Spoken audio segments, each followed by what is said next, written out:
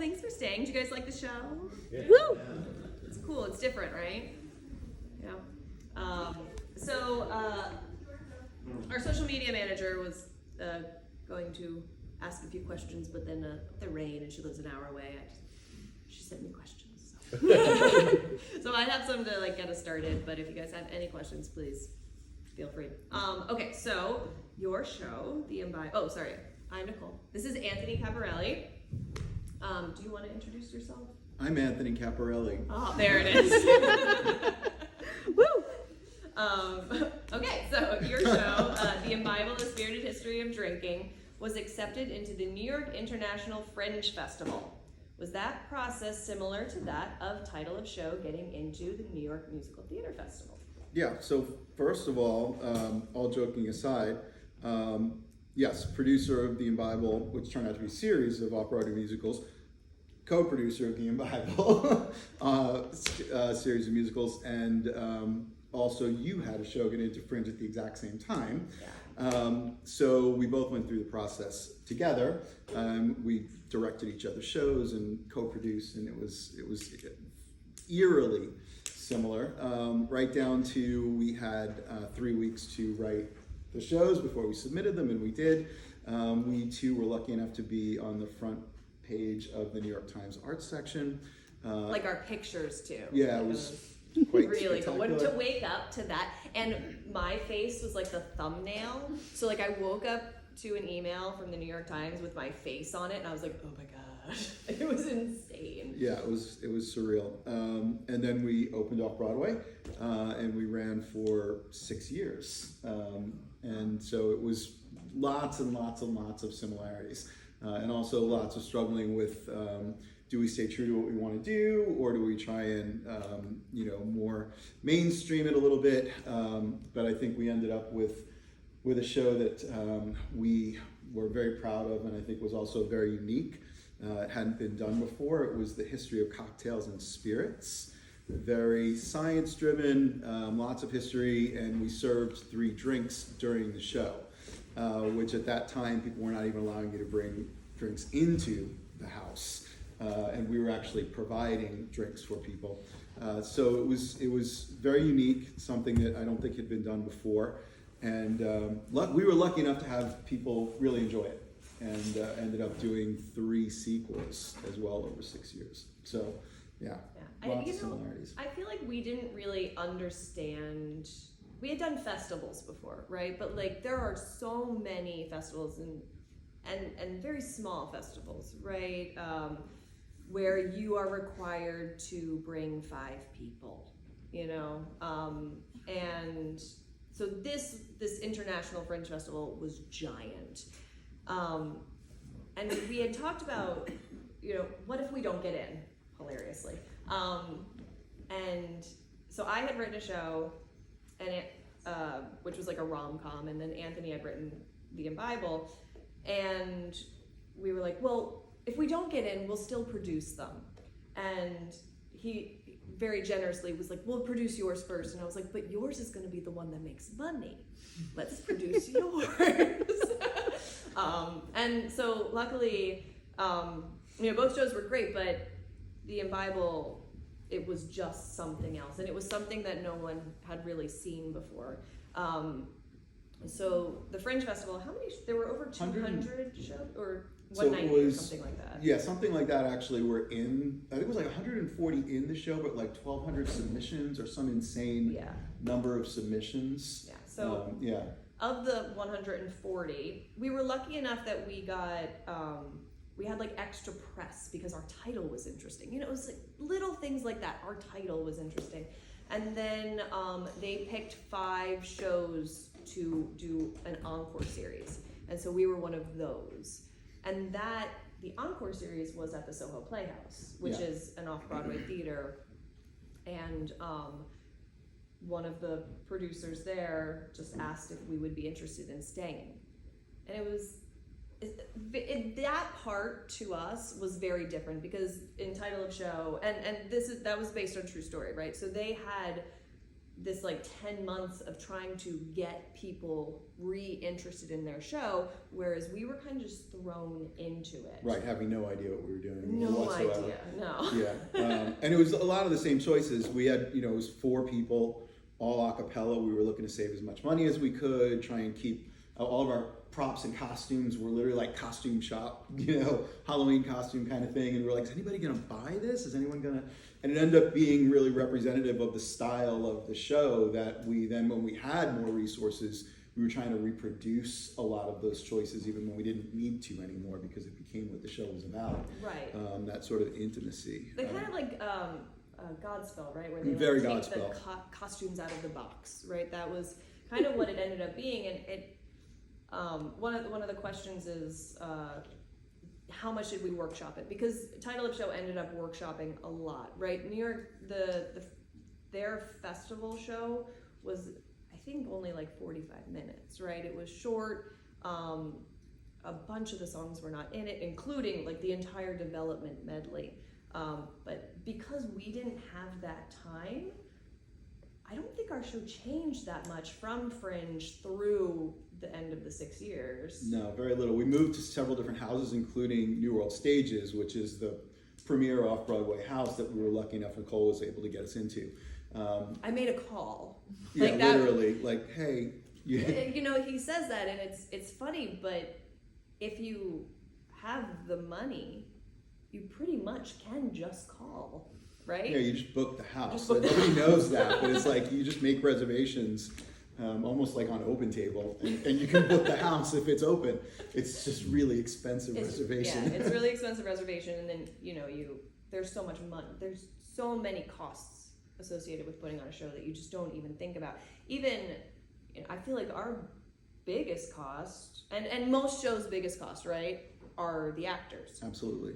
But with running 6 years, we were constantly putting in new actors, and then to that, every time we had to bring in something new, it was like, oh, back to budgeting. Like how many hours can we rehearse these people? It was like even like minute things like this that you don't even think of.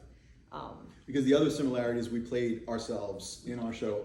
Also, I was me, essentially, with a hat, and you were you in a cocktail dress. And eventually, we weren't able to play ourselves anymore.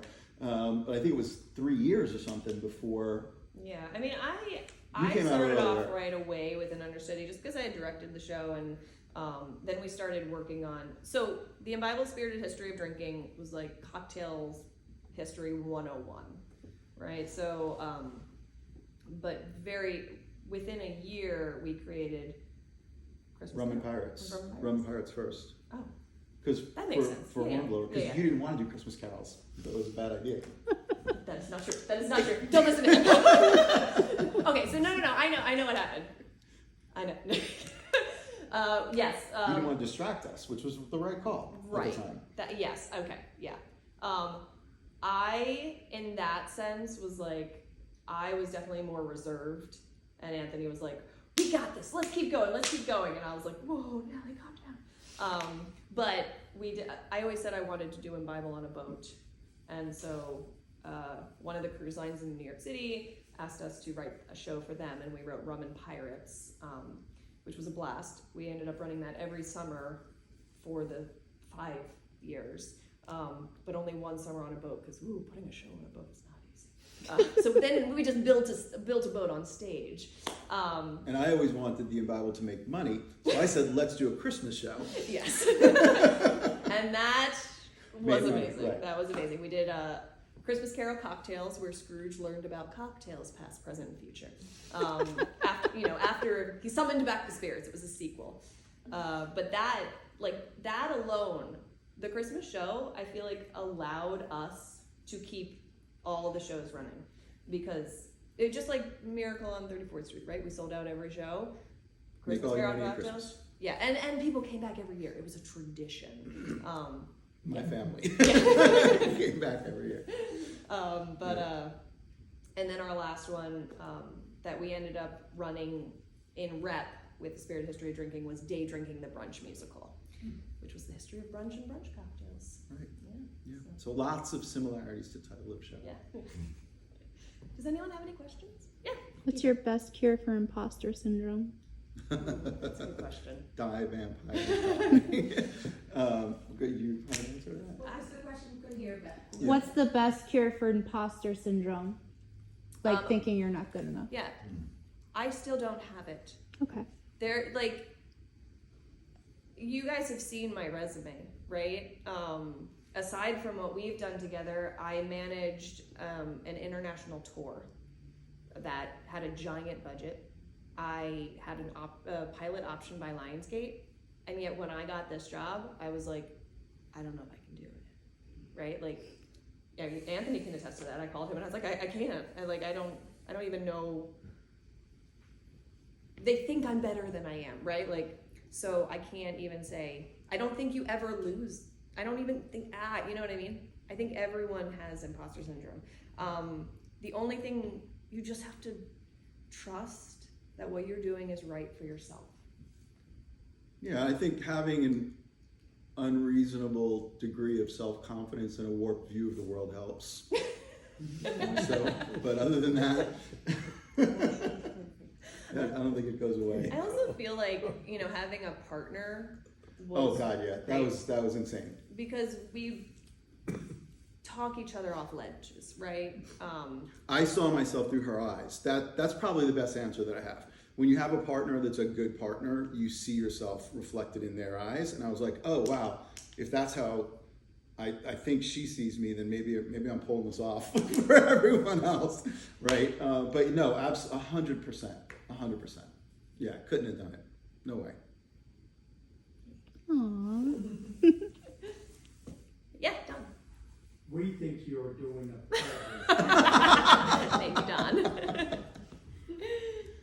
Does anyone else have a question? Jeff?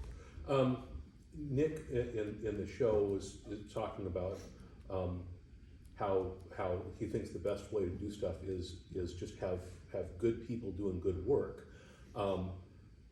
as opposed to the hook of the B-list TV star or something like that.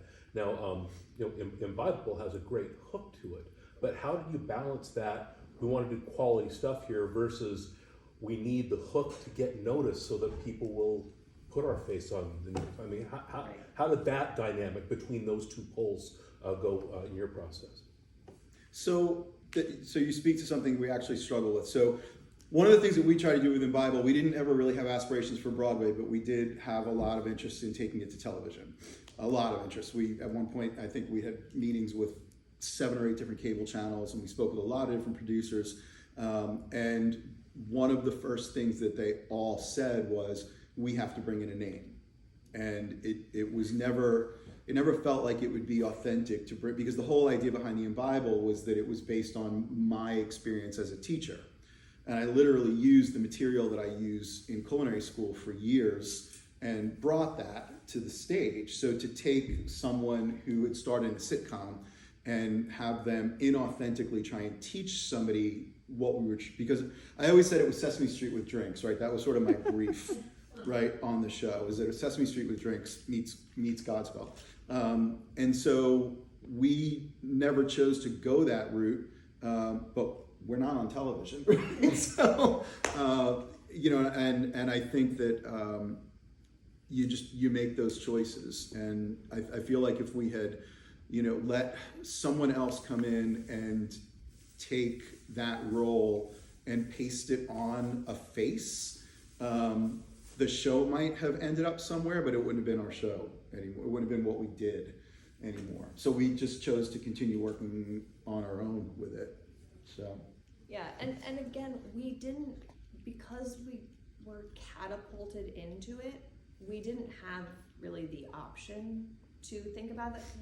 We had a hook, but it wasn't, it was a genuine hook, right? So we knew that, we used it to our advantage, but we didn't have outside producers. So no one was saying you have to cut Heidi's song, right? And there was like one time where we did talk to producers about taking it from us. And it was a struggle, right? Yeah. Like, They wanted to make it unrecognizable almost immediately. Yeah, they wanted to make it a Broadway show. And you know, that's something really interesting. Anthony said we didn't have aspirations to go to Broadway. I think for a very short moment we did, right? I had ideas for how the costume changes would be, right? But we were business people, and we realized that our show wasn't a Broadway show.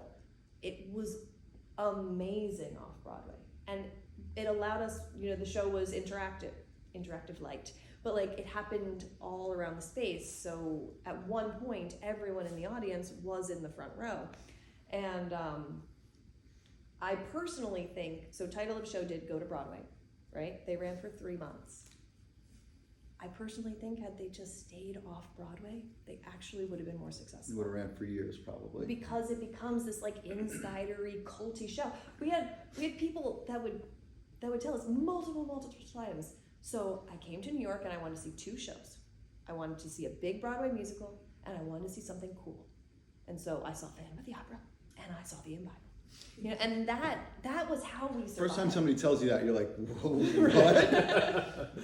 what? But you get to hear that for 6 years, and the amount because I had started I'd always spent a lot of time producing theater and also running restaurants, the whole in Bible kick, and I looked at this as opening a restaurant more with that had a show, but we used that model, and we hired people and we gave them shifts, and we always had different actors working every night, and we employed.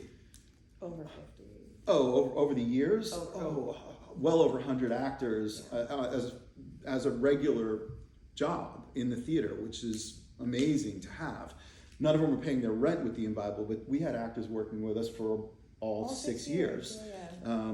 And so we looked at it as a business venture that we could then franchise, open up different locations of and different things like that. So it's a different path, but to be totally honest, when I was writing the show, I mean, I was thinking that. I was picturing myself up on the Broadway stage and like how we can serve drinks to 1,500 people, and you know that goes through your head. But it's not what the show ever wanted to be. Yeah. So we took it to a different path with it. Yeah, and I would say that was something that I contributed to the show, because Anthony really only thought about the proscenium stage, right? That was how he Absolutely. wrote it. That's what he wanted, and I kind of like threw in a monkey wrench, and I was like, but what if we just tried to be small and intimate and really talk to people and teach them something. Right. Yeah. Good Did that question. answer your question? That was a good question. Okay. Yeah. I'm a novice with all that stuff. So as far as Broadway goes, I mean, I've been to a couple of Broadway shows, but I don't think I've seen any off Broadway. But so somebody, I think, not that long ago, was saying that the difference is the size of the theater primarily. So what, from the off-Broadway that you did, so what would have been the major changes for you to go to Broadway? I mean, how would the difference be? I mean, why wouldn't it be the exact same show? Not that it wouldn't, right? But if people are paying, now, I'll be honest, our tickets were $90 to $100 by the $120, right? Yeah. So that is just what off-Broadway ended up. But now, you know, a ticket to Hamilton is $235. So the off-Broadway is the affordable. But the difference is the seat size, right? Broadway is 501. Or no, it's 500. So $499 and under is off-Broadway. So it has nothing to do with the location.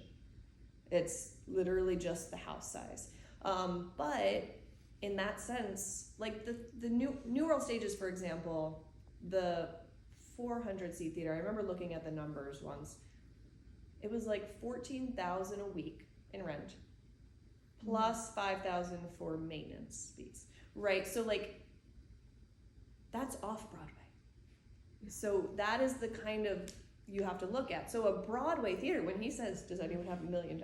He's serious, that you cannot. And now, I mean, this show was written in 2004, right? So now you do need $10 million before even thinking about Broadway. And I went and saw Hadestown the other day, 2 weeks ago. There are 4 pages of producer credits. 4 pages. So the fact that we didn't have anyone but us, and we survived on ticket sales. Like, it's insane. Yeah, so for the novices, producers are just people who contribute money to the show, right? So you need 4 pages of that. There are Broadway shows where their running costs, what it costs just to keep the doors open, are $250,000 and up a week just in operating costs. So you've got to make all that back plus, and you can. Yeah. So just and also to his point, the tour I managed, it was a 4-person cast. $35,000 a week was their operating costs. Yeah, so and it can go, Spider-Man could be, in the millions over the course of not very long. So people are not gonna pay that kind of money to see 4 people with no instruments singing. They want a certain amount of Vegas, right? And that's what the Broadway houses require.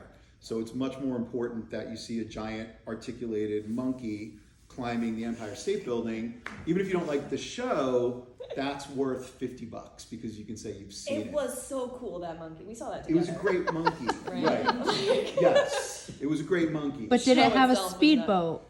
It didn't have a speedboat. It wasn't a good So monkey. the show has to change. You can't you can put a show like this on Broadway, but it's probably going to close in 3 months because. Or you put Harry Potter in it. Right. Right? It's got to Like- have international appeal. It's got to be something that tourists from all over the world are going to come and pay top dollar tickets to just in order to cover your operating expenses. So small shows live best in small houses. It's just economics. And living in that world, you're like, why does it matter, right?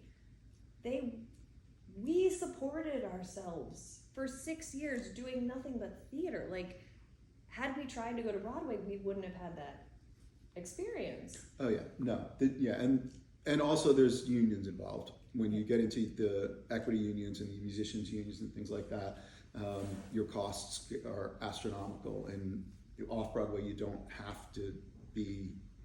Yeah, the union. There are some union houses. So some theaters are union houses. So anyone who walks into the theater has to be union. New World Stages was not a union house, so we were allowed to hire non-union staff, which kept our costs down. Right, which union's amazing. We love they're Yeah. fantastically talented people, but it's you got to be able to afford them. It's like filet mignon. It's great. You got to be able to afford it.